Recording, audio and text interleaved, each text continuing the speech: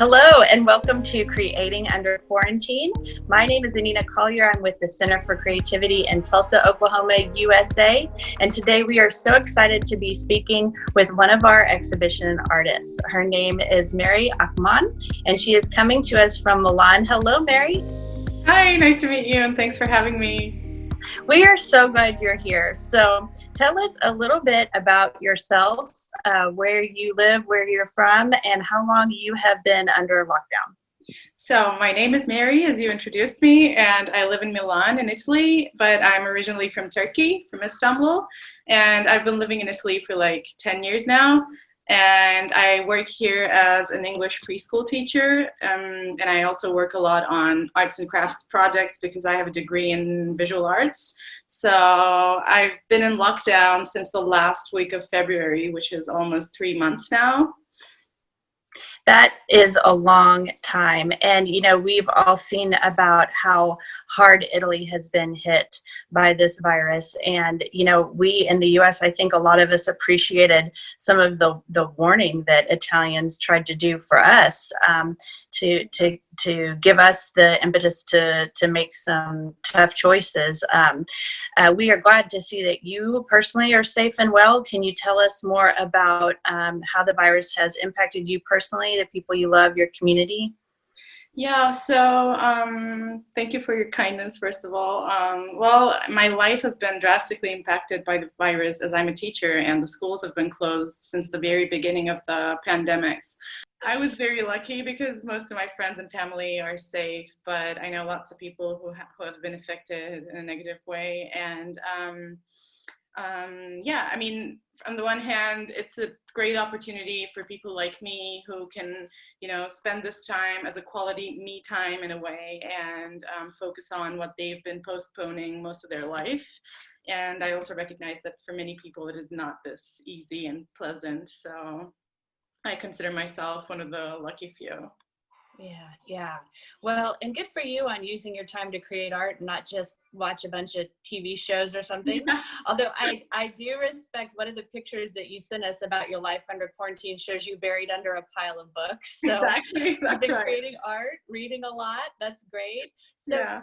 so the work that you submitted for this 30-day challenge, it is really cool. When I first opened up some of the JPEGs, I was like, are these embroidered lists? Like what, give us some explanation about your work, and then tell us a little bit about the ideas behind it. Sure. So, just like you said, they are embroidered lists, which is quite funny, I realize. But it all consists of, I mean, the project itself is called Seven Things About Me, and I ask people to share with me 7 things that they crave most or they realized during lockdown that they took for granted, and and then I just embroider them and send them back to them. And they really love it. And the whole thing started because I wanted to keep in touch with most of my friends who live abroad. And I just didn't want to, write sad, I miss you, I love you kind of letters, but, just bring something positive to them that would, keep track of this current situation because, I mean, it's one of a kind.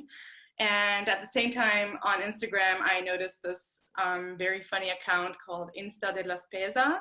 And it's the owner of the page is called Giulio, and he literally collects, shopping lists that people dump in the carts in the supermarkets. And they're so interesting because, I mean, I was really touched by how people try to put themselves in the list, although it's just a list of things to buy. So you can, notice some notes and emojis and funny things like that. So I just started, thinking of a way to merge these two ideas, and it kind of came up really naturally. So I just got in touch with my dearest friends. At the beginning, it was like gifts in a way, asking them 7 things that they, as I told you, craved or whatever. And I just mailed them to them, just like these ones here. And then yeah, I mean, they told me to put it on Instagram, and the thing actually exploded because people were like, "Wow, I really want this." I lost my relatives and I miss my life, and I really want a concrete object that reminds me of what happened in this very moment. Well, it's so relevant to this time and so creative. What are some of the things you've seen on the list that have surprised you?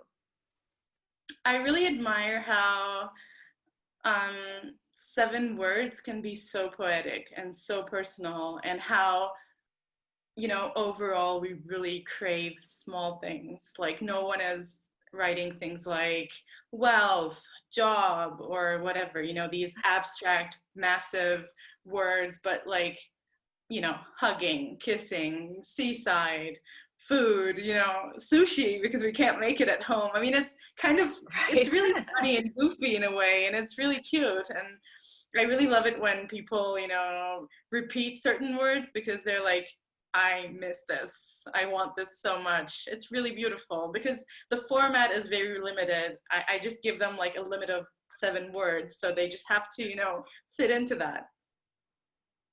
Yeah, it is the creativity of limits. It really is. And I like how you say, hey, you can put the same word on there 7 times if it's that. Yeah. Exactly. So are you continuing this project throughout however long that you will find yourself in lockdown, or is it evolving? What's the future of this project? Well, I mean, the current lockdown situation is actually evolving. It's getting better. I mean, most of the restrictions are lighter right now, but people are still actually getting in touch as they used to at the very beginning. So I'm really happy about it.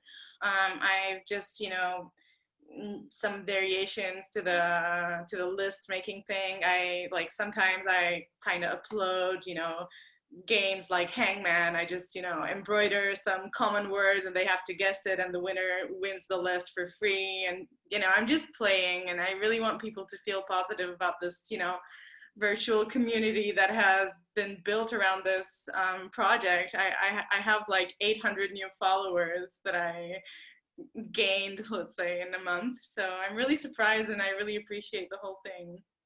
Well, that's great. And tell us give us it's through Instagram, correct? Give us that Instagram handle so that we can come find it. Yeah, my page is called 7 Things About Me, so that's where you can find me. And yeah, I mean, I have a bunch of, pictures of funny lists and funny comments under the lists. And, as I embroidered them, I actually hang them in front of this map of Berlin that I randomly found in my house, and it has become, something right now. And yeah, I just publish them every day. So that's it. Yeah, that's fun. It's funny that the map, there was no special significance to the map, because that was something I was wondering too. So hey, Yeah, just, some it of the looks people good. are like, yeah, are you in Berlin? And I'm like, nope. It's a good background. It's a good looking Exactly. background. I'm a fan of Berlin anyway, so. So your work prior to lockdown, the piece that you sent in, it's a really nice line drawing.